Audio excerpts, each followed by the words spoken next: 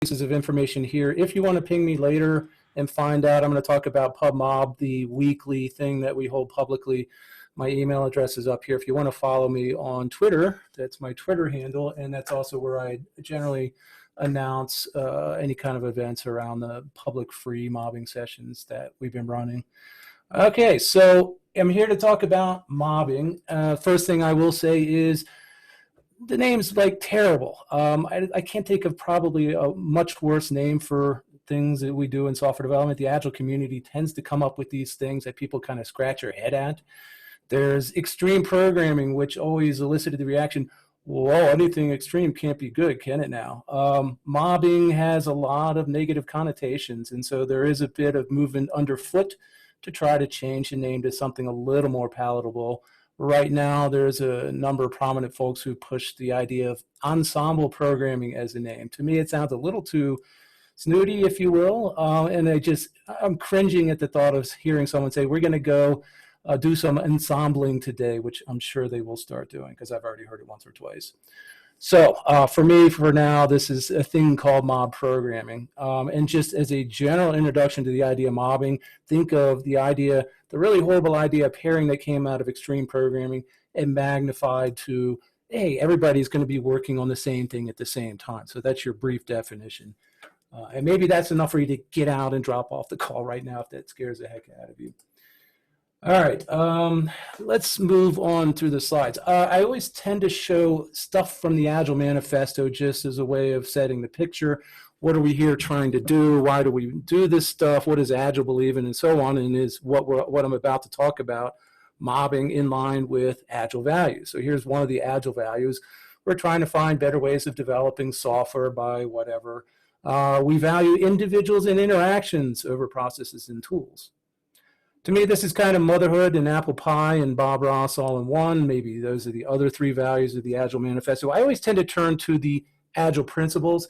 And what I find fascinating is, most people are familiar with the Agile Manifesto and the 4 values here, but a lot of people that I talk to have actually never once looked at the principles. And there are 12 distinct principles that sit behind these 4 values that kind of tell you, what does this really mean? What does it mean to value individuals and interactions over processes and tools?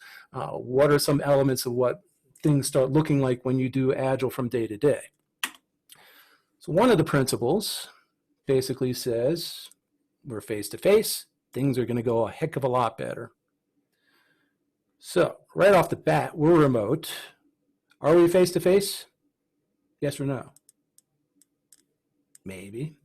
Doesn't say anything about physically face-to-face, so I think this can still work. I'm actually in the camp that I had done some kind of remote development about 10 years ago for about a year. And before that, you would have heard me saying things like, yeah, you really don't want to do Agile remote. It just can't possibly work. And in 2010, it kind of worked. With mobbing, I think 10 years later, since then, I've learned a lot and learned a lot from others about how they've tried to do things. And I think it can work, and I think in some ways it can actually be a little more effective than physically face-to-face for a few reasons, COVID being one of them. So stepping briefly backward, let's talk a bit about pairing just as an introduction. By the way, this is a overhead view or a blueprint, taking a picture, essentially you're showing a picture of what used to be called an office where like 2 people would physically get in the same room together and actually work together. Pairing, what you're seeing here, by the way, on the back side of things is this little monitor. Everybody's able to see the screen, right? I probably should have checked that 5 minutes ago. So on the back here, at the top of the screen, you'll see a monitor. In front of the monitor is a keyboard, and then you've got 2 chairs with heads in front of them, 2 people sitting next to each other, collaboratively building code. We would sometimes, some of us would use the terms driver and navigator to talk about the roles that these 2 people were playing. So they're building code together or doing DevOps work or whatever. And they're trying to solve a problem as 2 heads, which are presumably going to give you a hopefully better solution than 1 head trying to solve that problem. So that was always the core premise of pairing. To make this effective, we found all sorts of ways you could do this dysfunctionally. So to make it effective, we said, all right, you want to make sure you're switching roles. So I might be the driver for 5 minutes, 10 minutes or so at a clip, sitting there typing things in on the keyboard, and then listening to the navigator sitting next to me who's kind of telling me what should we be doing next? What's the big picture? What are we working on currently? Maybe go off and do this, Jeff, build this test method that's going to drive out some new functionality. As a driver, I'd be listening and saying, okay, I get it. Let me translate that into computer stuff, code or whatever. If you didn't notice, I'll go back to the other one. That's a switching role. So we go, we're pushing the keyboard back and forth every 5 minutes, 10 minutes or so. Keyboard back and forth, keyboard back and forth. That's pairing to also make it so each other person didn't lean over and slit the other's wrist. Sitting next to someone all day long is probably not what anybody signed up for when they said, I want to do software development. Probably very few people thought that's what software development really looks like. So one important thing we found is you want to switch out someone from the pair every once in a while. And that every once in a while, most typically it's like a day for a lot of teams. But what we found is the more frequently you switch people out, maybe 2 or 3 times a day, you started getting some interesting values out of it. You got the fact that a third party was coming in and sitting down and saying, let's take a look at what you're doing. And oh my gosh, what did you just produce, the two of you? You're in Colorado, God knows what you might have been doing while you were coding. So let's take a look at that. And before we let this code get integrated into production, we want to make sure that a third party understands it and can very quickly ramp up on what it's doing and how to start making changes to it. So we found pair swapping to be another mechanism that was fairly important to doing pairing effectively. How many people on here are paired? Yeah, give me a quick reaction if you are ever involved with pair programming. You can either do a thumbs up or hit the little reaction button. What is it called? I don't see it right now because I'm shit. Okay, yeah. A handful of people that have been had a pair before. So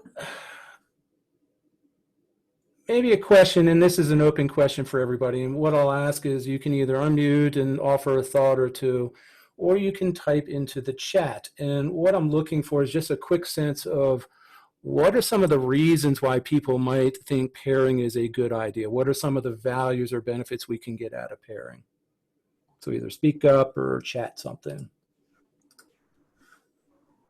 I learned a lot from the other developer. Yeah, absolutely. I mean, one of the things I've always said is even when I was pairing with the most junior developer, someone with a week or so of experience, I would learn new things. It was really cool to be able to pick up these things. New people have a way of trying things that they probably shouldn't, and yet oftentimes that kind of opens your eyes to things. So that was cool. So knowledge transfer, constructive criticism, good. Yeah, you're getting feedback from other people. Broader experience when more folks are involved. Raising tide effect. Oh, I use a very similar term later when we talk about mobbing. But yes, that absolutely comes out as cross-functional training, increased ownership of code or code. That was a double attempt to fix the typo. Yeah, we all own the code. We have this joint ownership notion. I mean, all these are really positive things that can come out of it. And if I wanted to spend the time, I could probably come up with another half dozen more reasons why pairing is a good idea. The core thought, though, was pairing is a way to get continual review of the code. Extreme programming said if things are good, do them all the time, they're even better. Pairing is a way of getting continual, constant review of people, more than one person actively looking at and shaping the code before it's too late. So these are all good things. Why not? So that's why pair. Why not? What are some of the reasons why maybe pairing isn't your favorite idea? I'm sure some of you on this phone, I can almost guarantee at least one person is thinking, well, this was the stupidest idea that anybody ever came up with respect to software development. So why not? Why not pair? Ego. Oh, I would like to hear more about the ego one briefly. Org things, waste of hours. The typical initial management reaction is takes twice the time. Takes twice the people, rather, twice the cost. Cultural issues have bumped more pairing issues than I've seen anything else. Okay, yeah. So you've got interpersonal issues, often driven by cultural backgrounds. Absolutely. I refuse to pair with anybody Russian ever again. They're horrible. They're wonderful people, but by God, don't pair with them. Yeah, people are shy to open up, so there's a little bit of fear or reluctance to speak up much. So there's also different personality types, introverts and extroverts, that you have to worry about. You got other developers who are impatient. They probably want to dominate, grab the keyboard and just drive things home themselves and rather not yield as much. Two people who write bad code will still write bad code. Absolutely. We call this blind leading the blind. You don't want the novice pairing or the bad pairing. Bad pairing is really bad. Absolutely. So yeah, wow, yeah, it's interesting. There are lots of reasons. Distributed team in different time zones, difficult to sync up to pair. Now, I did some distributed work for 3 years at a company called Outpace, where I was doing. I mean, we were a flat organization. It was awesome. We just got on and paired all day. But we did kind of have a hiring rule that they had to be within a 4-hour time zone span. More reasons to than not. Okay, and that's debatable, absolutely. I mean, I got a lot of kick out of it. But initially, I was also in the camp of, yeah, I'm not sure I want to be doing this all day long. So there's lots of reasons not to pair. There are costs to it, and I did list some of these costs on the slide. I'm not going to go through all these. If one of them jumps out, if you absolutely have things to concern like accessibility considerations, I had to pair with a rather person who had very difficult time seeing things, so he had to have gigantic fonts. So we managed to work past. I mean, you can work past every one of these things and make an environment that works for pairing.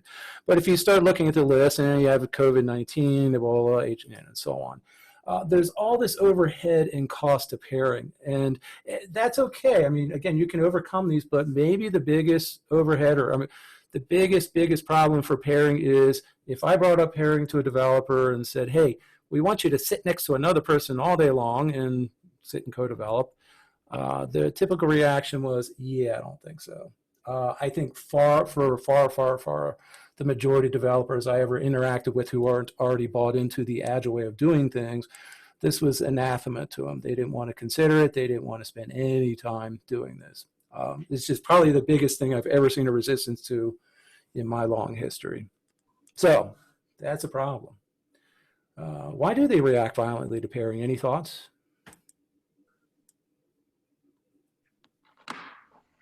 I've been coding one way for 20 or 30 years, and you're asking me to change how I do code, how I think about it. I want to stop and think, and my God, man, you want me to talk to somebody while I'm thinking? I can't do that. Absolutely. Yeah, we had pairing interviews when I was remote for 3 years, and we would have people on, and a few were from South America. And this also could be a part of a cultural thing, is we basically, for our interview, we would ask them to just co-develop some stuff and pair with us. And it was amazing the number of people who like, well, let me think about that for a minute. Okay. And they would literally get off screen because they couldn't handle sharing their thoughts in front of someone else. Now, it's a trainable thing, but if you don't want to do it, it's going to be a long, long haul to getting someone bought onto this. So I honestly, go ahead. I'm sorry. Sorry. Go ahead. Nope. Go ahead. I was just gonna say there's also an element of like independence or like freedom that kind of can get taken away if you have to like tie your schedule to somebody else's versus just going off when you want to and doing it. I've seen that quite a bit. Yeah, absolutely. I mean, I think that would be for me one of them. That's one of the reasons I wasn't thrilled with it. And actually, I'm going to go a little further and say, as individuals, I think we all have different learning modes as well as interaction modes. I need an hour a day not pairing to make sure that I understand new things that came up that day. So I'll sit and play an hour in the evening this is because how I explore and learn. And if I'm in a pair, I always feel reluctant to be doing that in front of other people if they're not up for it. So there's no end of reasons why people hate pairing. I think I saw a list of over 100 different responses from people why it was a bad idea, particularly for them. So pairing is okay. So mobbing comes along. This guy, Woody's little picture on the bottom here, has been pretty much the main voice of mobbing for the past 6-7 years. He and a team came up with this notion of this is how we're going to work. Back around 2011, at a place called Hunter Industries. Woody's little stock phrase is, it's all the great people working on the same thing, the same time, the same place, and on the same computer. There's your definition, if you will, for mob programming. So Woody's gone around the world and proposed mob programming to lots of folks around the world, and there's lots of teams doing this, lots of teams trying it. I'm working with some teams now that we're mobbing, and we've been for a while, and yeah, it's a thing. It's kind of cool. So let's get into a little bit more about what mobbing looks like. Here's my blueprint again in this imaginary thing called an office that we used to have. So this is what mob programming would look like live. You've got a big screen in front of everybody. You get one of those gigantic 80-inch monitors, keyboard for that, and then one person at the keyboard acting in this role of driver. They're listening, that person is listening to the mob, which we might also call the navigators. Mob is telling them what to do, they're listening, they're translating it into the computer, and that's simple enough. On the surface, mobbing sounds like it could be pretty chaotic. So there is a bit of structure around it. It's not just throw everybody in a room and hope this all works out magically. So what does it mean to be successful with mob programming? Well, I think the bulk of it is common sense. You've been in enough meetings and worked with people long enough. You're all adults. You can probably figure out most of the ways to make mobbing successful just by understanding team dynamic and human interaction and stuff. So that's the bulk. So we're not going to go into a lot of different alternate ways of approaching this or things to worry about because most of them you'll figure out. There are a couple rules that I promote. These are not obvious, so we're going to point them out and say this is, I think, the tipping point between making this a chaotic event in a room, which you might get some value out of, versus a fairly structured but also fun event for everybody that stays sane and remains productive. So we'll talk about those momentarily. Obviously, for this to be successful, people have to be comfortable and safe. Safety is a big thing. If you're familiar with the modern Agile that Joshua Karyevsky talks about, safety is one of what he considers the modern 4 Agile values. So making sure people are welcomed and not feeling put off by experiencing a mob becomes pretty important. We also want to make sure that we're frequently reflecting on things. I think one of the beauties of mobbing is we don't wait for a week to have retrospectives. We try to do it as needed. So a mob session, typically you go round robin with a mob, and we'll see how this plays out in a moment. But let's say you've got 5 people mobbing, you do 1, 2, 3, 4, 5, you run through the whole mob lineup, if you will, and then you take a quick break and talk about how'd that go. We spent 30 some minutes on mobbing as each of us 5 were driving. What are some of the things that we saw that maybe needs to be cleaned up or done a little better for the next run through of everybody?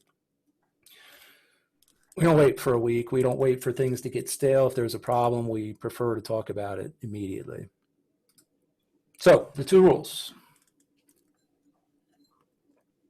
I was actually just working this morning with Llewellyn. Llewellyn came up with this term of something called strong style. Actually, he calls it strong style pairing. I've kind of co-opted the phrase and just call it strong style navigation because it makes more sense in a mobbing context. The idea of the rule is if you've got a brilliant idea, you're not allowed to type it into the computer. You've got to express your idea to someone else, the driver, and they've got to be able to understand you and translate it into computer speak, programmer code, whatever it is you're working on, test code, DevOps work, and so on. What's the point of this rule? Any thoughts?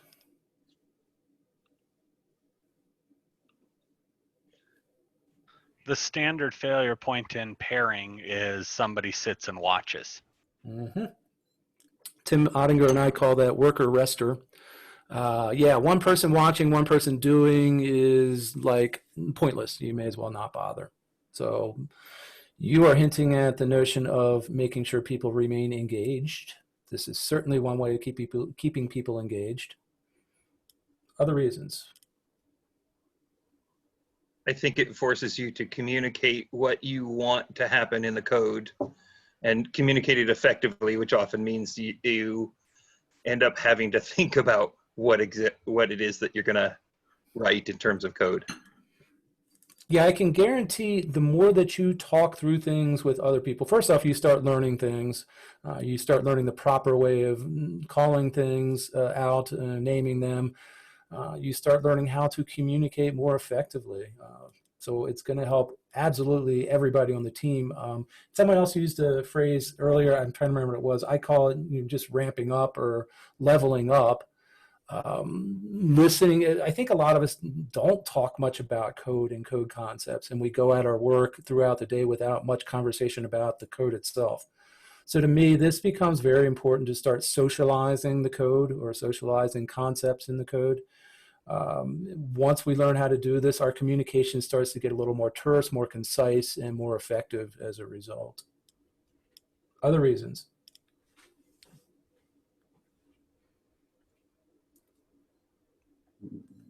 My thinking is that when I explain something to somebody who doesn't know it, then some of the basic questions pop up, and it forces me to revalidate what I'm thinking through before jumping far ahead. Yeah, absolutely. I think this is maybe, if you will, level setting the design, making sure everybody's comfortable with the ideas that come out. It's a rubber duck in some ways. I think that's what you're alluding to. So there's all sorts of good reasons to be discussing design concepts and development as a whole team. This goes back to the strength of pairing, which is two heads are better than one. And particularly if we're all learning how to discuss them at the same time that we're pushing product into the system. So strong style navigation. It's actually, I'm going to characterize this as perhaps a more novice rule, and yet I prefer it. In other words, if you get to be a very experienced mob, maybe you don't need as much of this. Maybe you can find out it's okay to back off at times, but I would suggest it for maybe the first few months, a few years of mobbing if you decide to go this route. So we already talked about this, but I think one other thing that often comes up is a dysfunction in many teams is you often get a dominant person in the team, the tech lead who happens to be the most senior person on the team. I've dropped into places where they were trying mobbing, and it turned out that the tech lead pretty much had the keyboard, and they were there just kind of typing things. And every once in a while they turn around and say, well, what do you think? I literally would fall asleep during these. I'd be like, oh gosh, I can't stay awake during this. That doesn't work. It's not effective. The team is probably sitting there thinking, why are we wasting our time doing that? And indeed, if that's the way things are working, you're not going to be successful with mobbing. So the strong style navigation forces that person with the knowledge to start sharing it, doling it out to the driver. We've got another rule coming up quickly, which explains how the drivers come into play. Obviously, there's some fear.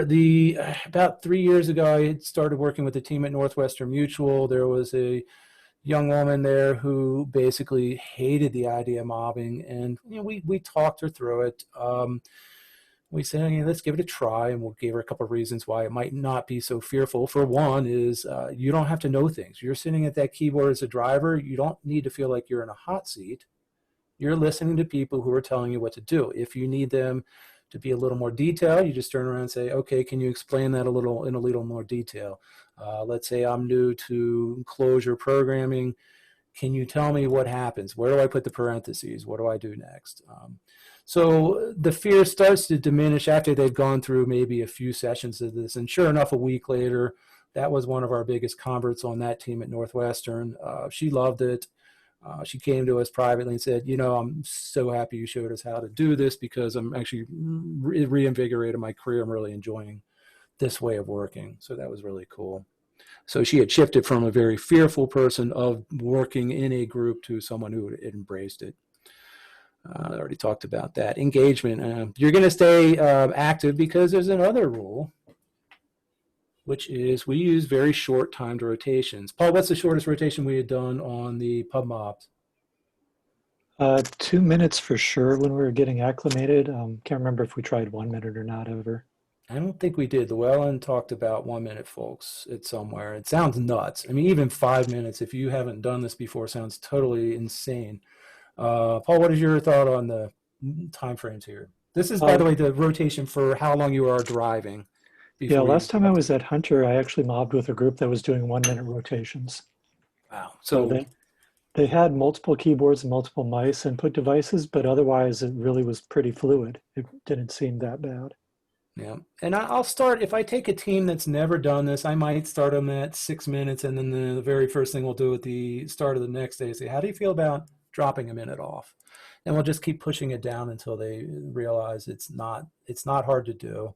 I think you get a lot more focus with these short bursts, if you will. What are some other reasons we might want to do short timed rotations? And maybe hint, some of them are reasons we already talked about on the prior slide.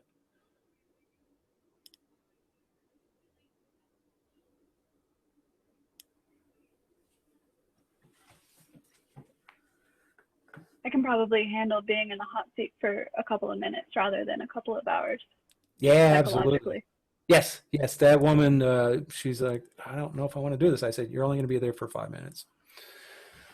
So I prodded a little bit, but yes, people quickly realize. And again, since you're not expected to know the things, in fact, related to rule 1, if you are sitting there driving, you have a brilliant idea, you decide you want to start doing it and you can't, you get up and relinquish that seat to someone else and explain to them what you're trying to do.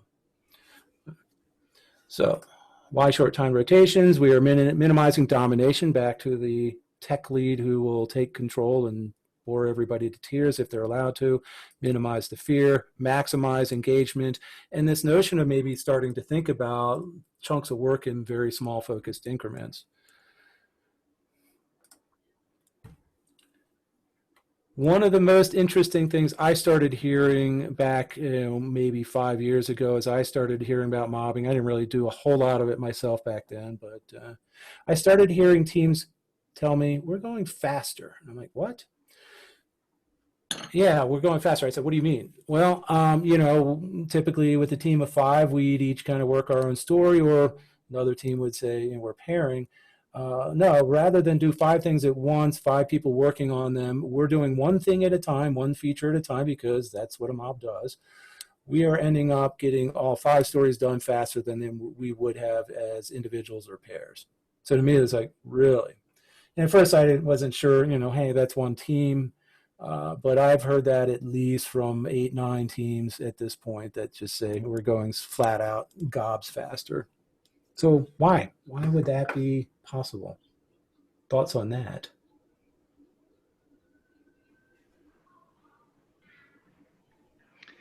Go ahead. When I've measured it I do these questions for pairing. Most of the time you spend at a computer is spent staring at the screen trying to figure out what to do. There's not actually any programming going on for most programmers' times at the screen, and the rest of the time we're in meetings, which doesn't get anything done either.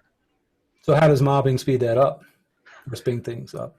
The number of times where everybody's stuck is basically 0. Okay, good. All right, I like that. That's a good reason. Anybody got another one?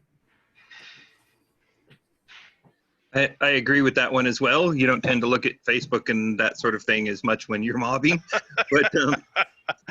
but I think also, there's different levels of people that are in the mob, and I think that when I run into a problem that I haven't encountered, oftentimes there's someone else who's done that sort of thing or something like that, or we did this at another company, let's try it this way.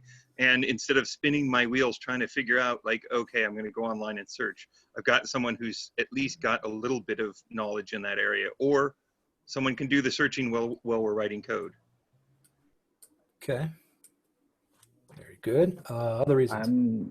I'm not much familiar with this, but with whatever experience I had in last 2-3 sessions with Jeff and hearing it right now, I have a feeling that eventually the lack of communication between people in teams and the quality which turns out and the rework which eventually in a long run turns out on a project, that probably gets drastically reduced with this fashion of programming. That is what I'm guessing. I think that's a great reason. I think we don't really admit much the amount of time we waste on poorer solutions than we should have. Just understanding code that's not well designed or well written is, I'm going to say, takes an order of magnitude on a typical team more than it should. I've taken hours to wade through and figure out what the heck code is doing that was poorly organized. 50-line function, 200-line function, versus 5 minutes to look at something that was well designed and well crafted. If you've got everybody in a room that agrees that this code makes sense and they're happy to push it forward, yeah, you're not wasting that kind of hidden time that we don't like to talk about much. And same things with defects. What Torvald's quote was something like, with enough eyes, all defects are shallow. Certainly you're not going to be putting as many problems into the code as you would as solo or even pairs when you've got everybody in the room. Any other thoughts on reasons why it might speed us up?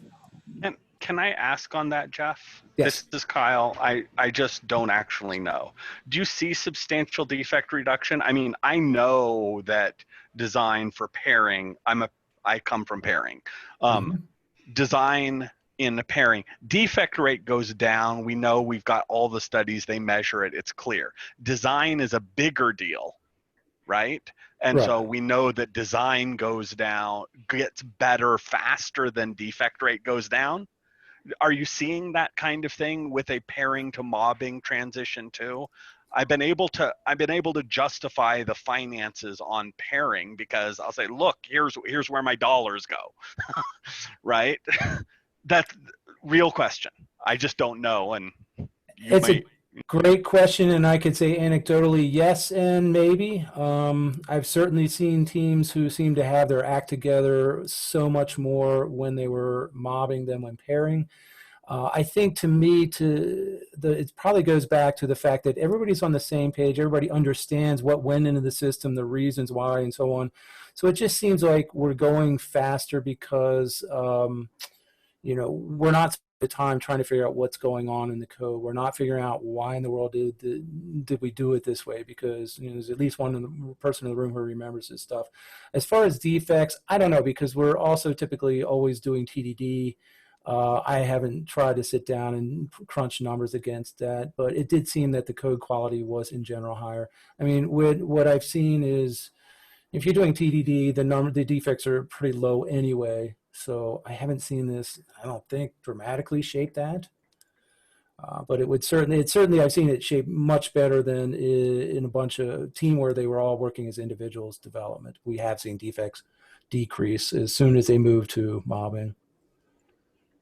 So, but yeah, it's stories right now. Good luck with getting any hard evidence. Quick question on the 2 to 5 minutes. I understand if this is existing code base and you're going in to fix something, but if you're doing greenfield development and it's a new feature, is that 2 to 5 minutes also include the design time to figure out how you're going to approach it? Or is that truly just hands-on keyboard solutioning? Yeah, we'll do some level of upfront design. As mentioned, I'm doing TDD almost always, and in most cases, you will typically do 10, 15, 20 minutes of upfront design on a story if it's something that's not already kind of obvious in terms of what we're doing. But once we've done that, generally the mob goes around, and we'll halt every once in a while and say, yeah, what's going on here? Let's do a real quick sketch and make sure we're all clear about where this is going, and is it going down a rat hole? So there are little halts here and there for incremental discussions, but most of the day, I'm going to say out of a typical mob day, let's talk about typical developer days. Out of a typical developer day, I find like 98% is working with configurations and the other 2% coding. It's a little bit of an exaggeration, but I think we do burn a lot of cycles elsewhere. But when we're down to coding, I'm going to say 90% of the time is actual hands-on test driving and building code out, maybe even 95%. But that is also assumes that you've got a good sense of how to do incremental design and active design, if you will, what I like to call continuous design. Cool, thank you. Sure, thanks for the question. All right, I listed a bunch of reasons. I'm not going to go and elucidate on all these because I don't want to spend all the time here. But if there's one here that's you're like, I'd like to hear more, let me know.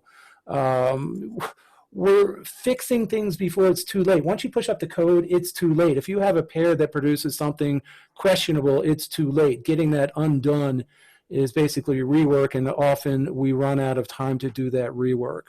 We're fixing the problems. We're having the right discussions before we go off and push code into our source repository. The rituals simplify. We're doing one thing at a time. So for the most part, stand-ups become, hey, what are we doing today? Let's just go.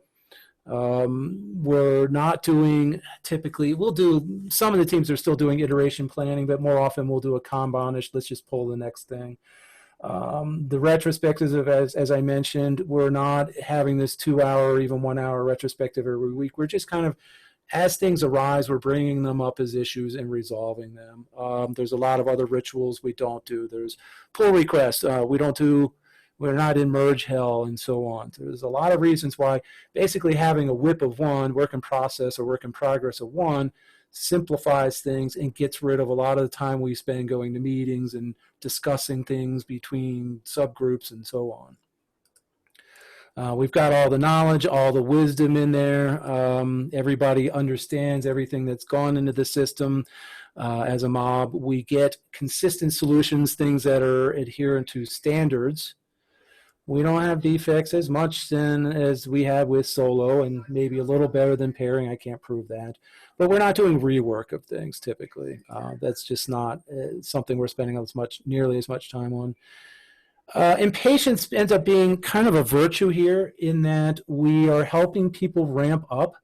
So as soon as someone sits down and it's obvious they have no clue how to use a keyboard to get around, we start teaching them nice little shortcuts. And typing isn't the bottleneck, but it is something that becomes a barrier if you're sitting watching someone type at about 10 words per minute. Or, figure out, how do I do this extract function using IDEA? Well, they're going to do it a very manual way. That's going to take about 45 seconds or more. We can very quickly teach them some shortcuts that'll take them about 3 seconds to do the work and focus on what we're trying to accomplish as a solution rather than the mechanics of how to get the work done. So impatience is kind of a good thing. We're helping others become more effective and efficient in their development habits. Novices come on board rather quickly. I think a lot of this, if you distill it to one core thing, we've got a whip of one. We're working one story at a time. We're all focused. There's not multiple things in progress going on that we have to coordinate. There's not individuals working on things. We're all just coming up with the best minds in terms of delivering a single feature to production before moving on to the next thing. So that's mobbing in an ideal world. In addition to hearing we're going faster, I very often still hear we had fun, which I think is very important too. I want to enjoy my job. Even on the days where things were a little amiss and it's like, oh gosh, we worked on today. I did work on, let's see, we were having problems with Jenkins first, and then we were having problems with connectivity to some of our servers, and we did that as a mob, and it was pretty enjoyable. Wasn't my favorite day, but we still managed to have a reasonable time. The time went by rapidly because we were engaging socially, we were rotating through the mobs and so on. Kind of made our day fly through. So I would go up to developers and ask them about pairing, and you saw the reaction earlier. I mean, the idea of introducing, if pairing seems stupid, the idea of putting all of your team in a room to work together, and by the way, we're talking everybody if you can stand it, developers, testers, UI designers, business analysts, and so on, put them all in the same room, let them mob, and they can leave if they feel it's not pertinent to them. The idea of this to most people, I would have thought would be like, oh my gosh, you're insane. Pairing was ridiculous. This is even worse. And yet, when I explain this to people, it's more like, huh, that sounds like it could be cool. So either pairing has kind of been in the consciousness for long enough that people are starting to grok the idea of collaborative development. So maybe times are changing, or maybe mobbing is not as threatening, and I kind of think it's more the latter. So one of the things I've noted about pairing is it requires a level of intimacy that you don't get with mobbing. You've got this team dynamic. You can hide for a few minutes if you need to. You don't have to get up close and very personal with each and every individual on the rest of your team throughout the bulk of your day. So I kind of think that's one reason it's a little more palatable. But I'm open to other thoughts about why it might seem a little more sensible than actually pairing.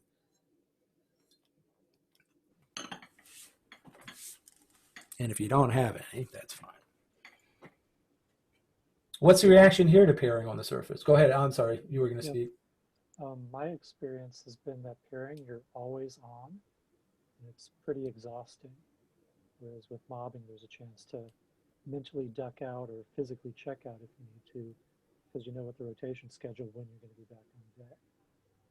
Yeah, I like that. The as a pairing proponent, I used to say things like, you know, pairing will certainly wear you out, but you're getting a heck of a lot of work done. At the end of the day, I would say, you know, I'm beat up. I feel like, oh, my brain hurts from thinking so much. And eventually I realized that maybe we should limit this to maybe 5 or 6 hours. So it almost became a bit of an excuse for how intense pairing sessions can be. Yes, they're eminently very productive, but I agree, it will leave you thinking, I need some more breaks in here. It's just rough. I paired at one place back in 2003 for 10, 11 hours a day because I was traveling and we wanted to get our hours in for the week. So we would all the consultants would be there 10 hours. It was just nuts. Any other thoughts on that? I've run pairing a bunch. I even use hey, I'm exhausted to tell if somebody's pairing effectively, right? If you don't get the exhausted after your 5 or 6 hours of pairing, then you're not really pairing yet. Right? Interesting. Then you have to make sure that's not sleepy, like the dysfunctional pair watch or rest or thing. You know, if someone looks like they've been sleeping all day, that was not a good pairing session, as opposed to exhausted. May I ask a quick clarifying question? Yes. You mentioned that you should have kind of that cross-functional team in the room, but I'm assuming that only the devs are actually drivers, or are we doing drivers with that cross-functional group? I'm just trying to imagine a QA at the keyboard or a BA or BSA at the keyboard. They're more than welcome, and they're not obligated to either. So I've been in plenty of teams where we do have the typically non-programmer sort sit down, and they're not going to do it full time. I've rarely seen any of them do it full time, but they'll come in and sit for a while, and they'll do a little coding. I think it's fascinating. I've also seen a few managers, you know, the kind that's like, oh, I haven't coded since 1983 in COBOL. They'll sit down and listen for a while and get into the spirit of things. It's kind of interesting to see. But obviously, we're also doing non-development tasks as part of our day. So, you know, also I'm happy when I can get a good CSS person in the mix and have them help me. Our designer on the team at Ford, one of the teams I'm with. So yeah, I've seen testers do it, designers do it, business analysts, and they rarely will sit down. Product owners are too busy, but managers, sure, once in a while. Absolutely can be that kind of cross-functional team. I'm going to say most of the time, most teams are predominantly the programmers, but there are plenty of exceptions out there. Cool, thank you. Sure, thank you. I have a question, if I might ask. Mm-hmm. So you alluded to how mob programming affects any other events or meetings that you have throughout the week. Could you expand on that a little bit? Because I'm curious to know if that reduces the need for some of, you know, like if you're doing backlog refinement and, you know, the planning, and I'm just curious of the impact that you might see from mob programming on those sorts of meetings that my teams are having right now. Right. So, and that is going to depend on the team, the organization, and how they decide to play this out. So I've seen a mix of things where, particularly with the slightly larger teams, they would still do kind of the three amigos thing where they would get representatives from development, business, and test interest into those meetings that were held externally. So people would just kind of leave and go. I've actually also seen mobs where those kinds of things were just done actively in the mob. One of the things that happens if you're doing a whip of one, you don't really need an iteration planning meeting at the front of a week or 2 week sprint. It's like you're ready for the next story. We would typically just kind of give a heads up to the people driving the story, the analysts, product owners, and so on, and say, hey, look, we're getting close to finishing up. Can you come and talk to us in about 2 hours? And they're like, sure. And at that point, we would just have an ad hoc meeting, which means, we're not going to forget from last Monday's iteration planning to now what we had talked about with respect to the story. So you're also saving a little bit of time there, and you're spreading things out. So it's not like you're sitting in one of these 90-minute meetings where everybody feels obligated to spread it out to 90 minutes. And even then, you still don't fully know what it is you should be working on come Thursday in the week. So that's one area. Again, and that's up to the team and how they decide to do it. The stand-ups, we still do a stand-up with a larger part of the organization, but when we get to the mob, it's like, okay, let's just hit it. We're ready to go. So the stand-ups with the rest of the organization typically run about 3-4 minutes, as opposed to, I've seen a lot of places where those are 10-15 minutes. The retrospectives I mentioned, those are generally streamlined. We'll still have slightly less frequent in the two teams that I'm working with now at Ford, a slightly less frequent retrospective that happens, I think, every 2 weeks, as opposed to every week that they have been doing them. And we almost never talk about developer/code related things in those. It's more for organizational considerations. So that's a few of them. Does that kind of help? Yeah, that's helpful. Thank you. Awesome. All right, so let's get this wrapped up and hit a quick demo. So up until recently, so this is a little bit more background on myself. I've been developing since '82. It's all been development, but come around 2000, I started becoming a consultant. I was doing a lot of training, coaching, a lot of Agile XP-ish kind of stuff, but also development in the mix. I mentioned doing remote development for 3 years at one place and another year at another place. So I like to make sure I'm staying hands-on. Otherwise, I think you start to become a little less effective when you go out and help people learn how to do things well. If you haven't felt it, you're not going to understand their pains. So here's the remote stuff, mentioning the year earlier, 3 years, like 2013 and on. And then various customers I've been working with have asked for more and more remote work coming. And of course, we all had this, that was misplaced. We had this big event that kind of changed everything. So back in January, I was working with at Ford, traveling out there since last August, I think, working with a few different teams out there, and we started mobbing heavily. We would go in a room and just have a good old time. And at the end of the day, I would hear people say, we had a good time. We got a lot done. So that was kind of cool. Come COVID, come mid-March, whenever it was, I think it was the week of the 17th, when pretty much everybody I knew was told to go home and work from home. To me, this had to be devastating for many, many people involved. I have to figure people really didn't have a clue how to make any kind of a remote thing work. They struggled initially. They probably started figuring out some ways to kind of make this okay.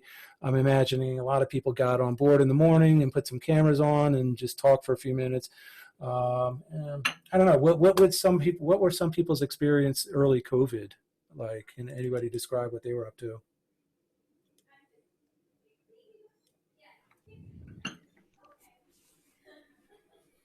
It made renewing some contracts tricky. Okay. Was there anybody who felt like they were alone for a good part of the day and socially distant?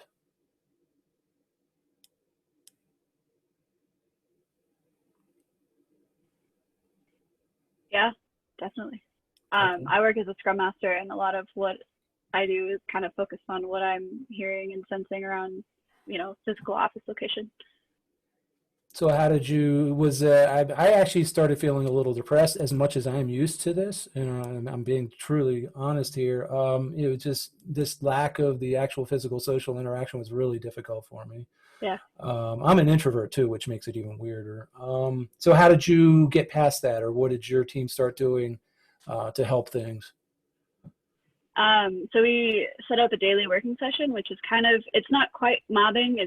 We have a lot of newer people on our team right now, but time for them to ask questions, time for me to kind of get a feel for where the team is at.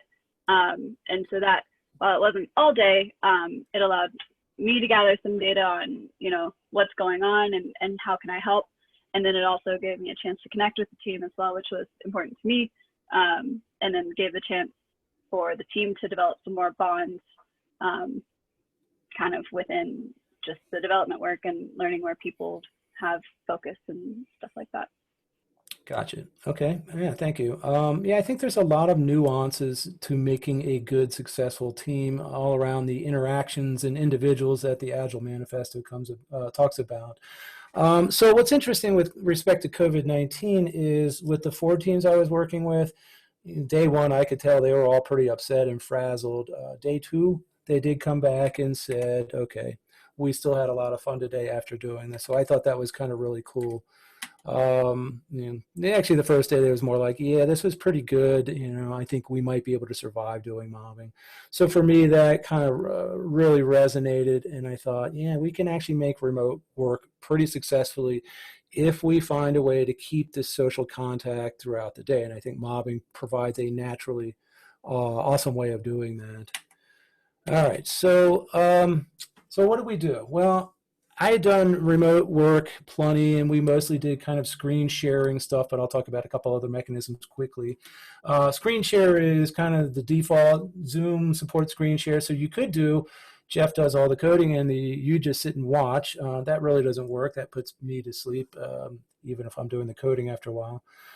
Zoom and most of these tools, there's so many of them out there. There's Microsoft Teams, there's Screen.so, there is, I'm forgetting some of them. Skype, there's GoToMeeting, there's WebEx, which is what the Ford folks use, and so on. There's millions of these things. And pretty much all of them now support the ability to Sokoko. I haven't not heard of that one. Paige, or maybe you can describe that one if you want. They all support remote control as well, which means I can allow others to control my screen and type things onto my computer remotely. Problem with that is it's a little wonky. If you're not on a great internet connection, or even sometimes if you are, you're going to feel little bits of lag. Waiting for, you type a character and it maybe takes a split seconds to come back. And if you do this all day long, it just kind of wears you down, particularly if you're prone to making mistakes. So it'll work, but it's not the most effective mechanism. There are some people out there, I mentioned Llewellyn Falco, he's using AnyDesk and propping up an EC2 server and makes it for a pretty fast thing. It's okay. It's the fallback if all the other ones aren't working. Old days back at Outpace in 2016, last time I was there, we used terminal multiplexers, which was basically open up a terminal window and do character mode editing within that window, which kind of meant you had to use awful tools. I love them, like Vim or Emacs. So that's not for most people. There are file sync tools. You can use Visual Studio Code, which actually synchronizes files. Whenever you save a file, it basically sends it down the wire. There's also something called FluBits and a bunch of other solutions that you can purchase that do similar things. With those, I found they tend to not work sometimes. So FluBits would do this whole thing that it would take a minute to sync a file. If you're trying to do interactive development, that can be a real pain to be sitting there twiddling your thumbs waiting for files to sync. Visual Studio Code, I also had some mechanism issues. It just didn't work at times. I think the world in 5 years will probably be largely on cloud-based IDEs. Amazon has under AWS this thing called Cloud9. They're becoming more and more prevalent. If you go search, you're going to find piles of them out there that you probably had never heard of. Right now, I don't think they're very anywhere. I have not seen them anywhere, heard of them in use anywhere, but I think they're going to be pretty prevalent, particularly when they feature up to be equivalents of, let's say, IDEA. I actually prefer something called Get Handover Mob, which is what we're going to hit next. So Get Handover is a really simple concept. I've got 3 developers here in the mob. I've got a Git repo sitting somewhere on, maybe on GitHub or Bitbucket or one of these things. So as a driver, I'm sitting there, I'm sharing my screen to everybody. I've got my 5-minute period of time to make changes. At the 5 minutes end, I push the code up onto a Scratch branch or a work in process branch, basically just so I can get the code up there. It doesn't matter what shape it's in. Next person's turn to drive, they basically pull the code from that Scratch branch. They share their screen, they're the driver, they work for 5 minutes, and when they're done, they quickly push the code up to this in-progress Scratch branch, and the next person pulls down and becomes the driver. So the concept's really simple. We use a tool called Mob, and we'll do a quick demo of this momentarily. There are 2 commands with mob. I've got a next driver who shares. Their first job is to issue a mob start command, and then they can issue the number minute for which to mob. So mob start 1 if you want to mob for the fast 1 minute. They drive. When they're done, when the timer in the mob tool will say mob next, they type in mob next, and it handles all that work of pushing the Git stuff up onto the Scratch branch behind the scenes. That's pretty much the bulk of commands for mob. When you're ready to actually make a real commit that you would want to push into your main branch on your repository, you tell it mob done. It drops everything onto your master branch, squashes them into a single commit, and now you can push those up into your main branch at your origin repository. So it's a simple tool. It pretty much, it's pretty foolproof. It's hard to get into trouble, and even if you do get into trouble, it's just get behind the scenes. So there's really is always a way to get out of troubles that you might get into. First day is a little awkward with the tool, first few hours. Second day, third day, everybody I've ever seen use the tool is like, yeah, this is great. Explain why they like it so much. So I've stopped sharing. I've got at least 1 participant. Kyle was going to help out. Kyle, are you able to help today? And Right here. I think Trey also. So let's see if I can figure out the proper thing to share, figure out where my, were you seeing my whole desktop at this point, or are you seeing just that one window? I just see your face. Okay, you just see my face now, right? Okay, so let's go to, I think I'm on desktop 1. I am sharing my computer sound too, so hopefully you can hear things when the mob tool tells me it's someone else's turn. Are you now able to see my screen, and what are you seeing if you're seeing something? I see your slides. Okay, so it says get handover with mob? Yeah. Okay. All right. We'll make this real simple and real brief. Basically, I've got a code base here with a whole bunch of tests. And as always, the very first thing I want to make sure is my tests are actually executing. So I'll run these tests. Kyle has pulled the code. I have a failing test, meaning there's some work to do in here. So I'm going to be the driver momentarily. But before I start driving, I want to make sure I tell the mob tool to start doing. Let me do a mob next here. Okay. So I'm sitting on master. If I do a git status, it just says I'm good to go. Everything's clean. I'm ready to start mobbing. I'll do a mob start of 2 just to give me the 2 minutes hopefully necessary to put this code in place. There's a whole pile of git commands that issue behind the scenes, but most importantly, it's basically grabbing a mob session branch. That's the tool's name for this little work in progress branch, and putting you into that branch to start working. I've got 2 minutes in which to make my fix. So Kyle, what do I need to do here? I have a failing test. Can we see that test again? It's small. Is it the big? Thank you. I've got boy big. We have an actual, so the data isn't actually coming in Okay. on our code. And can we go look? So let's take a look at the test. Assert that. So this is a really simple thing. Is it saying? Yeah, that's the space. Right. Is So that the normalizing name. Yeah. And let me briefly explain the exercise. So we're taking inputs that are named. So Haruki Murakami turns back as last comma first. So it's Murakami. But Haruki. big boy is not coming with the space, and so its separator is equal. So we got to trim at the beginning. Okay. All right. So there's got to be a trim somewhere. So here's the code that's implementing all this. It's probably name.trim.split if I were betting. Okay. All right. Let's type that. Let's try it. Okay. Sounds good. Can I run my test? Yeah, please. Yeah.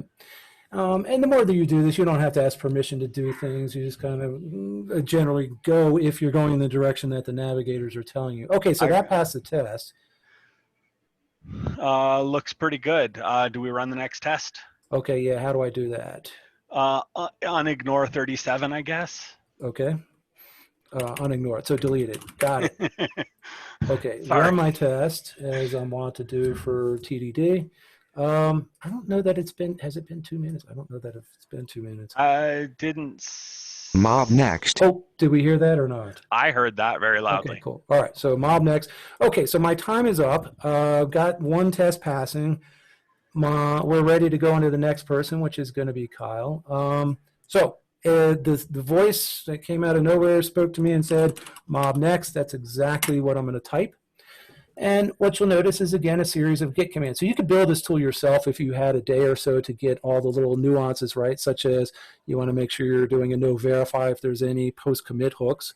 But ultimately what's happening is we're adding everything, we're committing it and pushing it up to this Scratch branch called mob session. So you're up. I'm going to stop sharing. By the way, it put me back on master. I'm going to stop sharing. And if you would go ahead, Kyle, and share. We'll just do a moment of this, running close on time here. Okay. And so you want to do a mob start, do a status, make sure you did. Yeah, this. that's, sorry.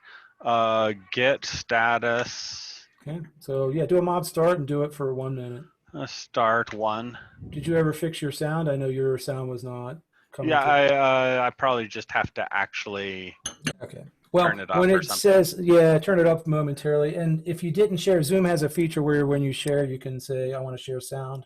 If you forgot to turn that on, don't worry about it. Just let us know. Yeah, I have no idea how to do that. I'm not going to worry about it. So you did a mob next. Basically what it did is it pulled all the code from that Scratch branch. And so you should see, if you run all your tests should be failing at the same point. Okay, so here I am with my test. Nope, wrong one. Yeah, that was it. It was. Okay, Yep. Good. Run. So one of the things you hopefully notice is the handover with this can be very quick. If you're on point, it can take anywhere 5, 7, 10 seconds to get it handed over from one person to the next. Okay, I got a bunch of ignored tests, and I got this mob next happen for me. Okay, time's up. All right, cool. So that's the flow. It's pretty simple. You mob start, you tell it how many minutes, you do your work, the tool will tell you when your turn is up, you do a mob next, and the tool handles all the Git handshaking to push things up on the Scratch branch or pull it down as needed. When you're done, go ahead and execute this command. We're not going to really do it, but go ahead and do a mob space done.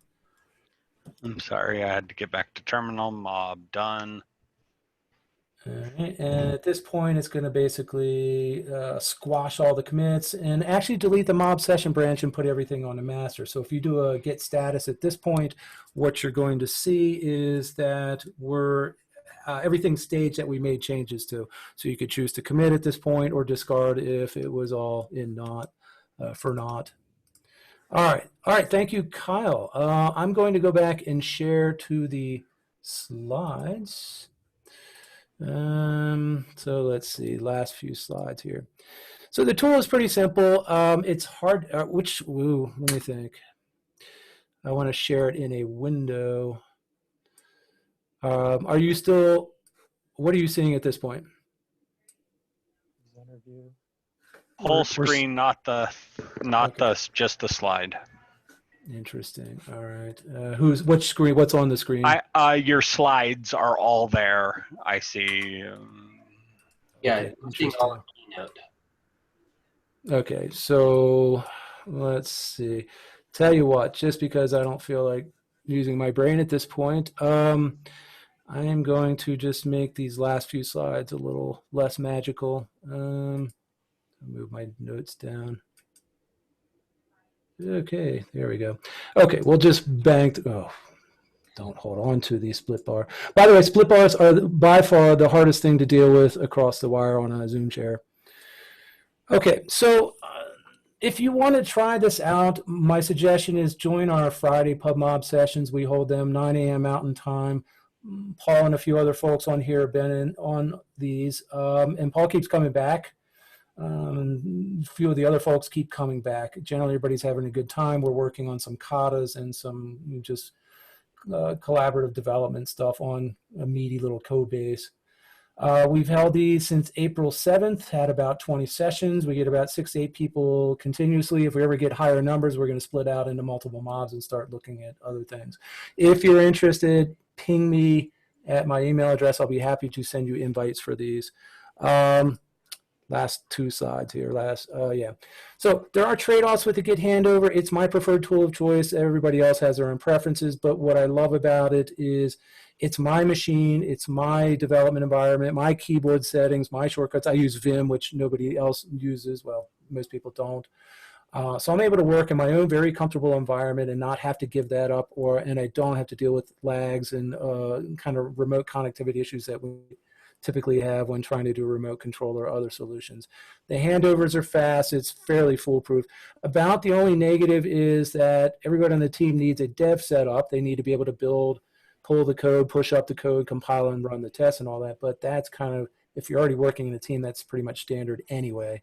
About the only place that's a problem is if we're trying to crank up a quick remote mob with new members, or have guests, like have the product manager or product owner or manager sit in on this.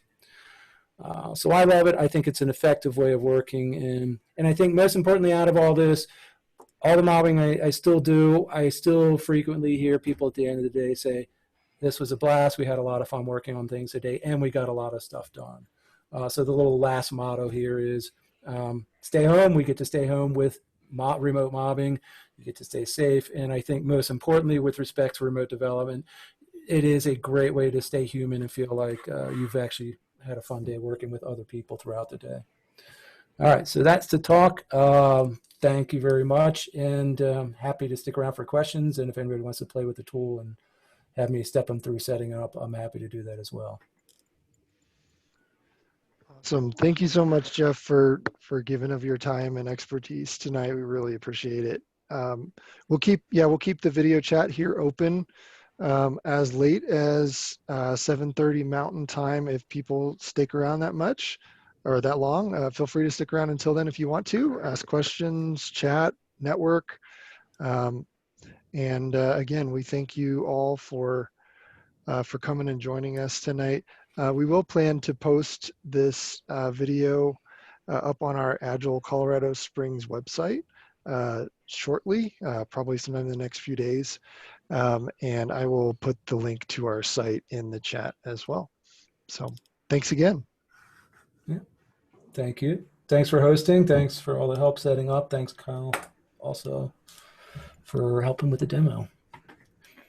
And thanks, Trey, for not helping with the demo, even though you set up to do it. Backups are good.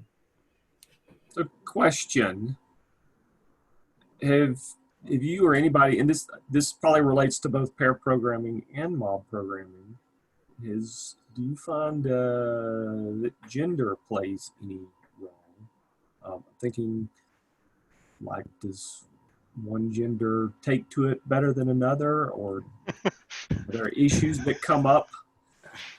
I have opinions, but Jeff's. Yeah, I'm gonna. You're up My real short, smart-ass answer is I'm not supposed to know anybody's gender anyway unless they're telling me. So, with that in mind, yeah, I mean, actually, my very first experience with pairing was around 1993. I was working at MCI in Pentagon City near DC, and these two women were working pairing. Like, we didn't have a name for this at the time. They were sitting together working during the day, and the rest of the team, including myself, started getting a little upset. It's like, why are these two people sitting together? I mean, they be working off on their own. So they knew something back then that we did not, I think. Having said that, I think for some, because this is a male-dominated thing, I have to imagine, and I know I've heard some women state that they do find pairing a little much for them, particularly when faced with pairing with mostly males throughout the day. But I've also sat and paired with some people who love it, some women. I was just working this morning with Emily Beisch, I think she pronounces it, and she's all for this kind of collaborative mode of working. I mentioned the Northwestern woman. I think there's absolutely more anxiety with respect to women in pairing. I can't state that for certain, but I've seen enough evidence of it. But I think once it's done in a safe and comfortable environment, they tend to enjoy it. However, it's easy enough. With pairing, I think the problem is you have to be on top of this, and you can start to get some really dysfunctional pairs, and things can start festering if you're not watching for that and being aware of any comfort issues that might be being violated. Kyle, you had some thoughts. All of the worst problems I've run into in pairing are cross-gender pairs, right? Particularly cross-gender pairs with cultural differences between the roles of women in different cultures. That said, overall, my expectation is women pair better. Interesting. Just flat out. Because there's a tendency to give the kind of respect that you should, whereas an awful lot of us male programmers tend to like have electronic measuring contests and Well, I think the term now is mansplaining also. So yeah, and I've seen that, absolutely. I've seen plenty. I'm going to say the worst pairs I've ever had were all male. Every last one. Yeah, as you were going through the talk, I got to thinking, you know, the stereotypical, the usual male approach, you know, we've got a big project. Well, we've got 5 guys, we split it into 5 parts, go off and do your thing, and then we put it together. That's kind of one of the first XP companies ever, Menlo, was run by my friend Tom, and his line is, how do you get effective software teams that pair? Hire women. Interesting. And in the here, question here. So does it inherently expect everyone in the, say if we have 5 people in the team, or 5 people are mobbing to work on something, does it inherently expect all 5 of them to be at around this? Of course, they cannot be at the same level, but around the similar level in terms of expertise or the roles in the organization. Because the reason I'm asking is, say, for example, in our team, we have 1 or 2 architects, and we have 1 college software engineer, and we have a lead engineer. So when all those 5 people work together as a mob, is there a chance that one person might feel that, of course, the software engineers will be very, very happy because he's going to learn a lot, especially if the software engineer is new to the organization and if the architect is there with the organization for 10 years or 15 years. So they have a lot of things to, for software engineer's perspective, there's a lot to learn. It will be very, very productive for him. If he's doing by himself, it might take 6 months to get up to the speed. But if he's working in this fashion, he may be getting up to the speed in a month. But at the same time, if you think from other architects' perspective, will they think that this is not adding a value to me? It's almost like I'm training, coaching someone. That's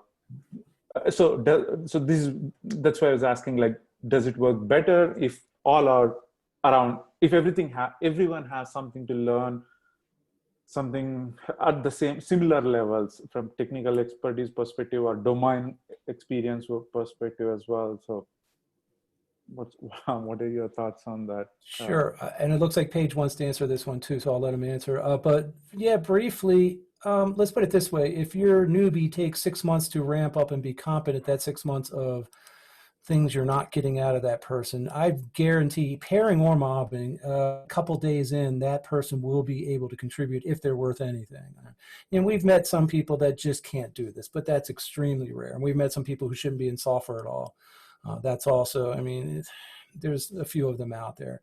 But that gets ferreted out pretty quickly. And anybody who's going to last past 2 or 3 days, and it's going to be obvious if they're up for this or not, they're contributing in the first few days. And I think, I'm familiar with the guru who doesn't want to have to waste time dealing with the petty little novice on the team because, it's a bunch of rote, simple things, but it's to their benefit. And I mentioned earlier that I don't think I've ever had a pairing session with a novice where I didn't learn something because of the way they think about and approach things, because of my trying to answer questions for them and think about them in a different way that's going to resonate with them.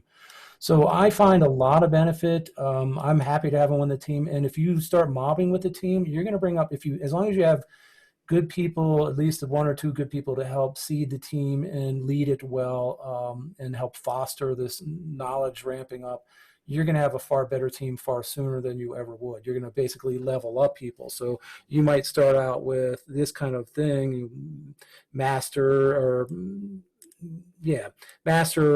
apprentice, and you're going to start bringing them closer and closer over a much quicker period of time. Paige. Yeah, Thanks, Jeff.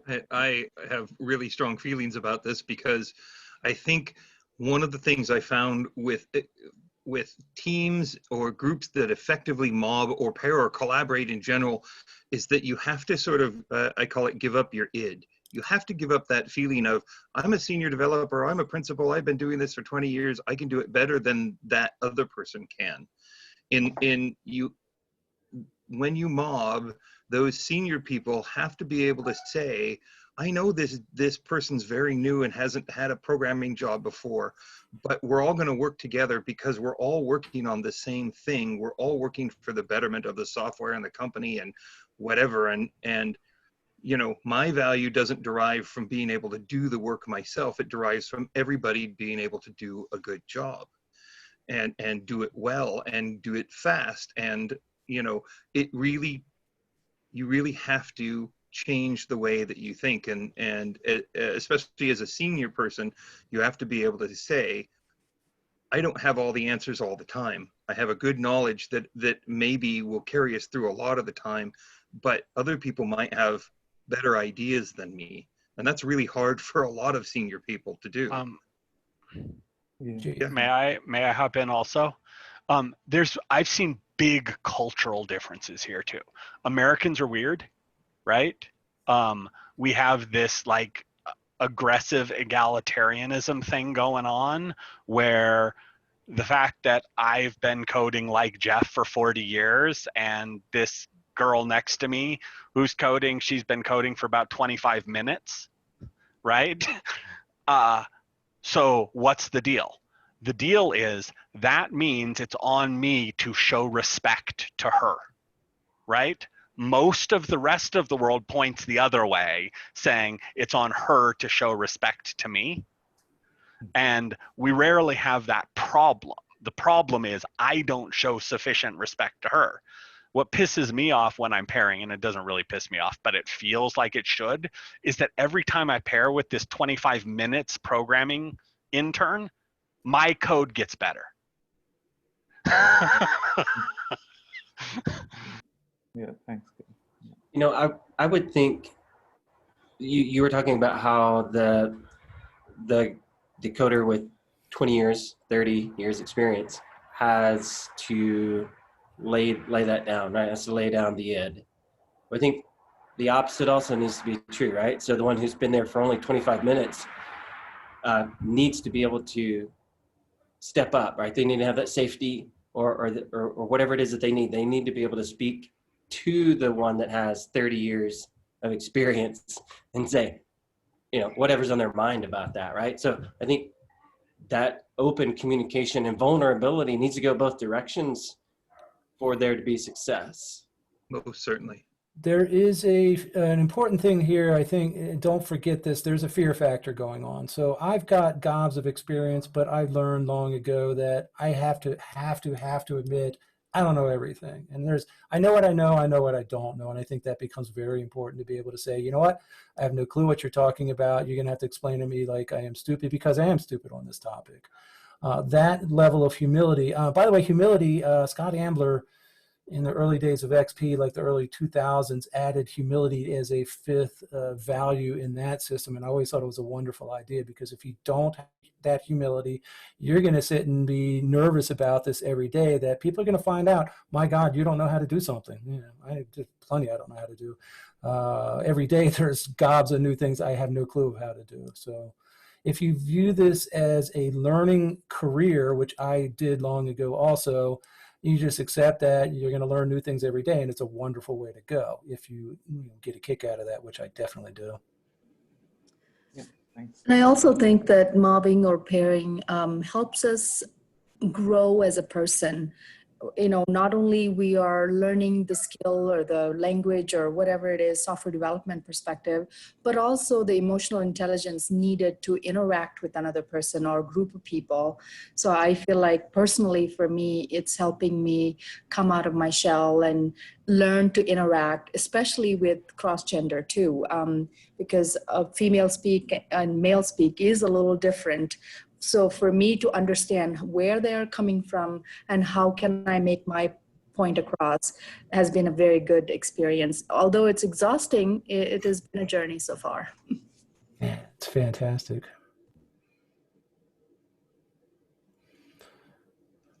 Yeah, it's a skill. The first few days of mobbing are going to be a little awkward, and guarantee you're kind of feeling each other out, figuring out what's going to work well in this collaborative development environment. You'll know, I think, a day or two in whether or not this is going to work with your team and your folks or not. And as mentioned, it's not a fit for everybody. Is it Sarika? I hope that's how you pronounce your name. Yeah, it's. There are people who cannot do this, and I find it's similar with pairing. You're going to find people that hate the idea of pairing up front, who resist it either passively or actively. I prefer the ones who actively resist. But most people who go through it realize it's not so bad, and you can learn how to do it well, particularly if you follow a few simple rules. But there's still going to be a small number of people. So I've met a lot of people, in other words, who we've turned around. It's like, oh, I hate this idea. Oh, we did it for a couple of weeks, and now we love it. That's great. There's still some percentage outlying that cannot work this way, will not work this way, and really should not work this way. So I think we always have to admit that it's not for everybody. But I'm going to say not. I've only met one person that would refuse to mob after doing it. I've even seen people who would like to work this way, and they simply don't have enough social skill to do this. The fact that I can't disagree with you, I can tell you, you're an idiot, you're wrong here, we're going to do it my way. And they don't actually have the skills to talk past that. And those people have been known to cluster in programming. Yeah, so I mean, if anything, if you try the mobbing, just make sure you're checking on the reactions of people. Do some anonymous polling around how do you feel every day for the first couple of weeks. I'm feeling good. Oh no, this is terrible. I want out. Find ways to start talking about it. Obviously, the whole point of a mob is that we are openly talking about things, but a little bit of anonymous feedback goes a long way at times. You'll probably know. You probably sense it most of the time. Jeff, how could I, as a Scrum Master, if I'm trying to support my team, if they want to go after mobbing or are excited about that idea, what kind of things could you see me as a Scrum Master doing to help support them and help them feel comfortable with that? I've never really. It's been a while since I've been with a team with a dedicated Scrum Master. Are you on one team or multiple teams? One team. One team. Okay. Be willing to sit. Help facilitate the mob. I mean, so there's different roles in a mob. There's different ways of doing it, but there's a few things you can do administratively, if you will, to help these things run a little smoothly. You can be a Batman. Anybody know what a Batman is in mobbing? You stand by the door with a bat, and if anybody comes in trying to interrupt, you're there. Gotcha. Obviously, remotely. I mean, it's the same thing. I mean, you can help direct conversations, and in a remote world, help get the right people together and not disrupt the mob at inappropriate times and so on. But I mean, there's just no end of things that you can do. I mean, you think of any kind of a meeting that you're already facilitating and helping coach teams on Agile concepts.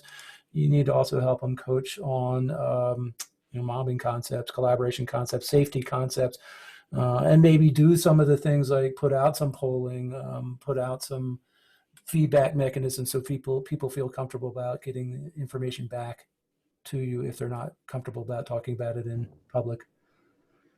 So you're coaching them to be a successful team ultimately is I think your job as a Scrum Master. Right. Getting in there and being willing to be the first guy to look stupid is worth a lot. Mm-hmm. We called the Batman role the sheriff. They would sit at the back of the mob and intercept anybody that was coming up to the mob and say, because we worked also on a timer, on a Pomodoro timer. Okay. So they would say, look, I know you got to talk to Bob or Chris or whatever. You can do that in 8 minutes. We'll be done with our timer. But my recommendation, Brandon, would be to set aside some time. Well, I mean, if they're interested in it, you suggest it, you sort of lay it out. Set aside some time that they can practice it that is not necessarily go do production work in a mob, ready, go. Gotcha. Yeah. right? Because they have to, like everything, they have to learn and they have to make mistakes learning. And if possible, bring someone in that will help them learn, that can, like, you know, everybody needs a teacher really to do it well, just to get them started, or watch videos or something, but it shouldn't be production work that they first try and mob on. Right. Bribe people with food at lunchtime. That has worked so well for me historically. Yeah, for sure. A little hard to do remotely.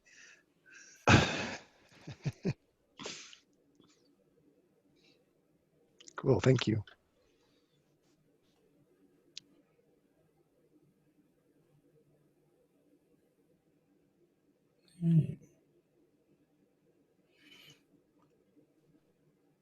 Okay, that's good. Uncomfortable silence. By the way, one thing I've noticed remote is stand-ups and such. I remember when we were doing these back 2013, when I first started doing remote every day. It's hard to get people to speak up, even more so than in person.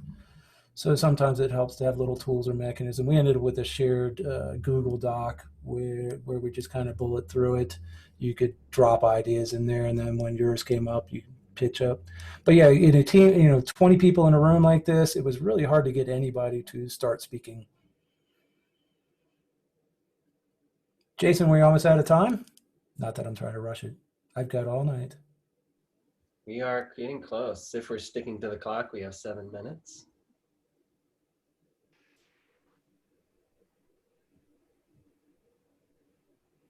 For the time being, I want to say thank you, Jeff. I learned something. I got to go take care of family now, but I appreciate it. Thank you for your knowledge. You're welcome, and thank you everybody for showing up. I always appreciate having people to chat with on this. I learned some things too, so that's cool. Yeah, thanks. This is good. Thank you. All right. All right, we'll see everybody. Yep. Have a good night, everyone. Good Cheers. night.